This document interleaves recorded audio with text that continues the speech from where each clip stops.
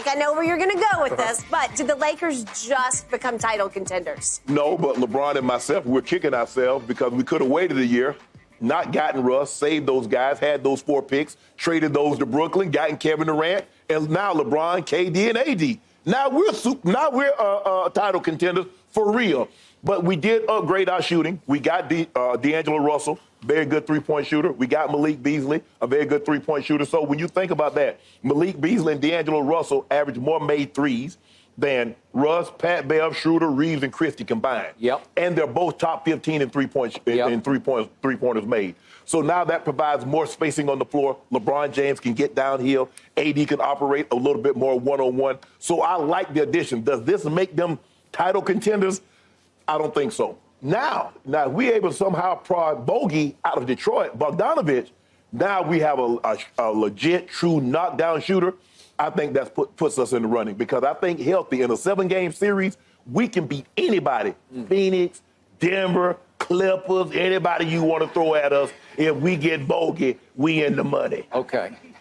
That would require Jeannie Buss saying, okay, LeBron, I'm going to give you both of the picks that I'm saving for 27 and 29 because she just said, I'll give you the 27 pick because that just went for this trade, and right? He's slightly protected. And it's top 4 protected. Right. But it's still, that's okay. It's a pretty valuable pick, I would have to say. Yeah. It required giving up that pick to get out from under Russell Westbrook because Utah said, okay, we'll take him. And I assume they're going to try to buy him out. You're going to have to pay the whole thing because he's not going to take. No, he ain't taking. No, he ain't taking 80, 90 cents. No, he will not. But you finally found somebody who said, "Okay, we'll take him off your hands." Okay. And yet, will she give up the rest of her future, the 29 first-round pick, which is completely unprotected, for Bogdanovich in Detroit? Would you really do that? Because she's looking at LeBron like, "You're not going to be here. I'm the one left holding this bag, which is empty in 27 and 29. True, right? but I think this is the only. What are your choices? What other options do you have? You got LeBron. Let's just say, for the sake of argument, he's going to play at the level he's currently playing at for another 2 years. You have AD under contract for another 2 years. So what options do you have? Skip, you're in LA. LA doesn't like losing. Even if LeBron break this record, look, I'm in those streets. You're in those streets. You know what you're hearing. They're very disappointed with the way the Lakers have played the last several years. I don't believe you can go another several years, Skip, and be mediocre. They're not even mediocre. They're below average right now. And I don't believe you can sustain that in L.A. You've got to do it. They have no other choice. Okay. I'm going to see your glass as half full.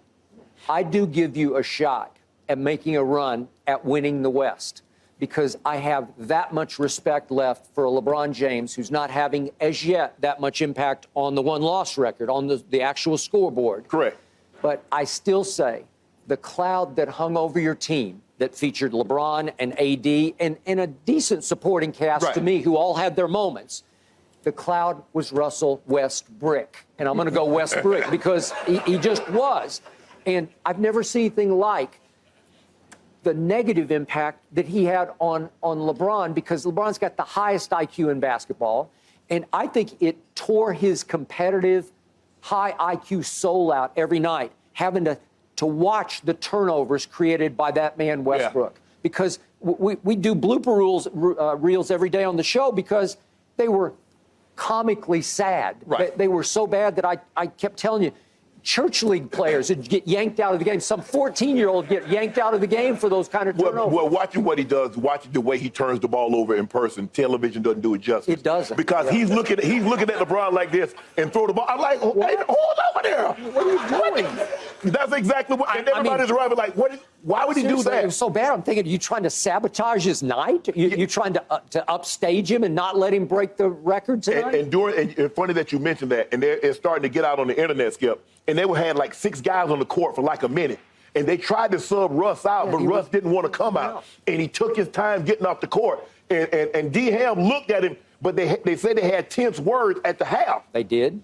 Okay. I wonder if that sped up the process of Russ being moved, because now all of a sudden, bro, I give you credit. You swallowed a lot of your pride. You started coming off the bench and you were playing well. But at the end of the day, when I sub you out, don't linger on. Get your butt off the court and come sit down. Well, even when they were playing and lost at Jen's team on Saturday night, right? after the game, Russ was asked, where were you in the fourth quarter? Well, I go up and I ride the bike up in the tunnel. You ride the bike in the fourth quarter? What if Darvin says, get in the game? Wait, Russ is, where is Russ? Right. Oh, he's up on the bike. He didn't want to go in the game because he was mad that he didn't start the fourth quarter. Right. So he goes and pouts and sulks up on the bike. My point is, he's constantly a problem for Darvin Ham. I think Darvin Ham's the most relieved human on earth today. I don't have to deal with the Westbrook problem on a daily, nightly basis because he sees himself as the walking triple-double Russell Westbrook. Right. And he can't get it through his head that per 36 minutes in turnovers, he was running away with the lead in the league. So he is the biggest turnover machine in the NBA, and he was the dead last three-point shooter in the NBA until the other night. And out of the blue, he makes 4 in the game because he was the only one who wasn't watching LeBron. He was just playing his solo style of basketball, right? Right. Okay? But he's still sub 30%. I think he's second now from the bottom in three-point shooting. My point is, you can't live with leading the league in turnovers, worst three-point shooter. It's such a terrible combination, this double jeopardy that I think it was eating LeBron up. I think it was destroying the basketball team, and the rookie head coach was having nothing but problems. So I think now that the heavens have opened for the Lakers, I keep looking at LeBron playing at the highest level, obviously, any 20-year player, any 38-year-old has ever played at.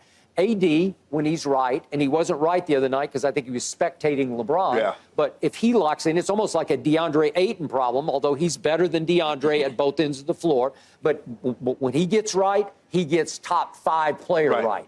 Okay, so you got those two, and all these pieces, I like all of them. They're not like life changers. Right. They're not going to change your world. But D'Angelo Russell, what is he?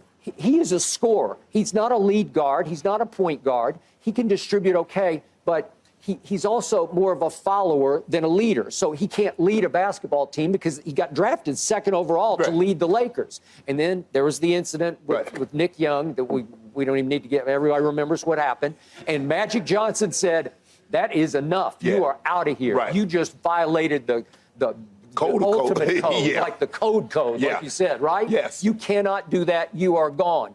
And he bounces around. He ends up in Minnesota. But I'm looking at his numbers that he put up in Minnesota. They're very good. He'd average 18, 16. He can get you 18 a game.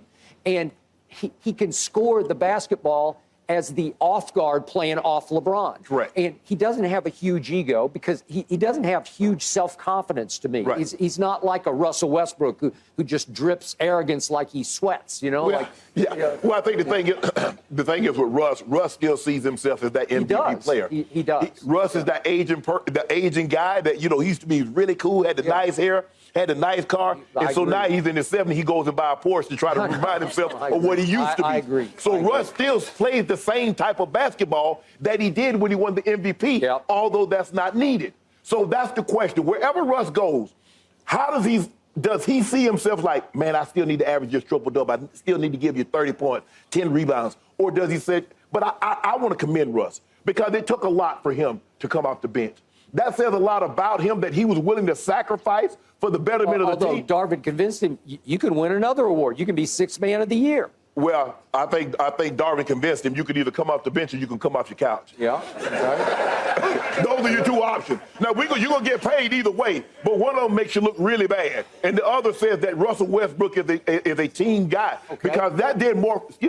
Him coming off the bench did more for Russ, and he doesn't know it, than anything that he's ever done because everybody said he was a solo act. It was all about him. Him being able to come off the bench let everybody know that he was willing to sacrifice him for the team. Okay, and if in a vacuum, I look at the numbers, 18, 6 rebounds, 8 assists coming off the bench, I say, give me some of that, right? Yes. I don't want any of it. I don't. I don't want any of it. Well, no, I'm serious. Man, you tell me, give you something, now you don't want none. Okay, because it comes with the Russell Westbrook package. Yeah. And it's a hard package to live with. Yeah.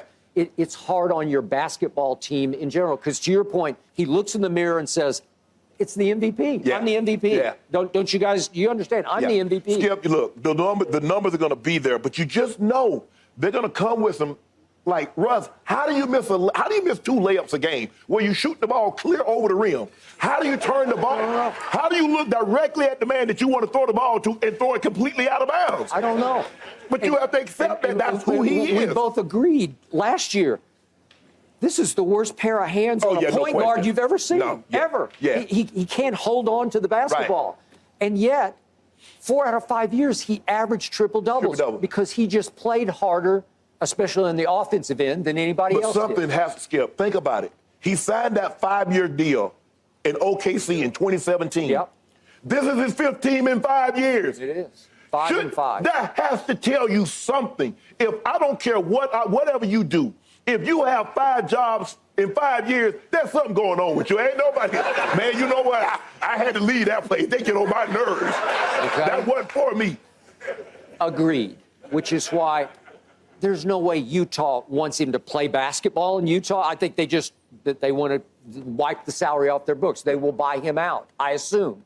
And if he does get bought out, do you think there's any contender who will jump on signing Russell Westbrook? What about the Clippers? Are you kidding? The Clippers. They don't need anything. They need something, but they don't need that. Okay? I think no contender wants him. And then the ultimate question is, if no contender wants him now, through the offseason, does anybody want to sign Russell Westbrook going forward? I have my doubts about that. But here's the thing, though. Yeah, I'll sign him, but what am I have to pay to get him? I don't have to give him $41 million. I give him a couple of $1 million? Yes, like whatever the veteran minimum is. Seriously. Yeah, okay. I just don't know. Orlando, can he come in and teach the young guys something? Well, can he teach? I don't think he wants to teach anybody anything. He wants to just make triple-doubles, right? Well, he don't own a team, so he just can't go. He can't play for his own team. All right. I think somebody give him an opportunity, Skip. Like I said, I was impressed that he was able to swallow his pride and show that he is a team-first guy, because prior to that, I thought he was all about himself. It takes a very special person to be an MVP, to be an all-star, to be an all-NBA player, and says, you know what, the best thing for me on this team is to come off the bench. Well, and to your point, though, I think he had no other choice. Yeah, I totally agree. All right. So you also add Malik Beasley. And I don't know how much people follow Malik Beasley, but he is one of the best three-point shooters in this league. If you look at the last 2 years, he has made the 3rd most threes in the whole league. Really? Yeah. That's what we got? The whole league behind. I mean, to change my assessment. Yeah, okay. Yeah. Behind. But here, I'll tell you what. Steph and Buddy Hield at the top. Okay, so it goes Steph, Buddy Hield, and then Malik Beasley is 3rd on that list over the last 2 seasons. Ooh. Okay? And you go look at him in Minnesota. He made 44% 2 years ago, then 39%. He's a 40%er. Watch when he get with LeBron what he does. I remember Joe Harris. You remember Joe Harris was in Cleveland? Do I?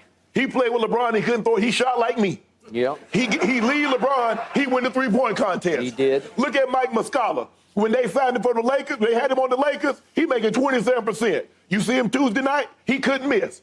I don't know what it is. Maybe the basket gets a little smaller when a guy plays with LeBron, but they can't put it in it.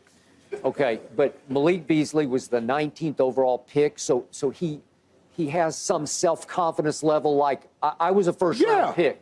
I think he'll be able to stand up to the heat of playing alongside LeBron, catching and shooting three-point shots. Well, if I'm Scottie Pippen Jr., I want to trade. Okay. Malik Beasley coming on my team, I got to go. Okay. I will fight it. Because? You know why. You're going off the court. Okay. Yeah. I thought you meant for a spot in the rotation. Yeah, off the court, on the court, whatever the court is. Okay, I got it. We'll go to a court, but I got to go. I want a divorce. Fair enough. By the way, Scottie Pippen Jr. can play, and I'm surprised he hasn't gotten any minutes. The problem is they got too many Scottie Pippen Jr.'s on that roster because it's Schroeder and it's... I can't play. I just can't play for the Lakers no more. Okay, all right. Well, that could be an issue. Could be an issue. All right, we'll see how that goes. Maybe he... What you mean how it go? Well, how it sorts out. What you think I'm looking at this man, he walking in. I wish I might play one minute with him. Okay. Well, obviously he hasn't been in. I haven't seen him play basketball in what, 2 months now? Yeah. Right. He hadn't been even in the rotation. I mean, nothing to worry about. Court Moss has requested a trade. Yeah. Why not? Scottie Pippen Jr. Okay. All right. You got it. And then you added Jared, who has a great last name, Vanderbilt. By the way, Yeah. Scottie Pippen went to Vanderbilt also. Yes. But Jared Vanderbilt is a high-level banger defender. Yeah. So you needed that We needed kind of that. toughness. Yes. So way to go. So you got 3 nice new pieces. But the main thing is there's no more cloud hanging over your franchise. No more Russ. LeBron wanted Russ. AD wanted Russ. And Jeannie said, I will get you out from under Russ. I will give up my 27 first-round pick to right the wrong that you guys created, right? Everybody, Skip, I think all of our audience have all been in situations where we wanted said individuals. Get said individuals, and we didn't want said individuals anymore. Yeah. That happened. Am I correct? That happened. Ooh,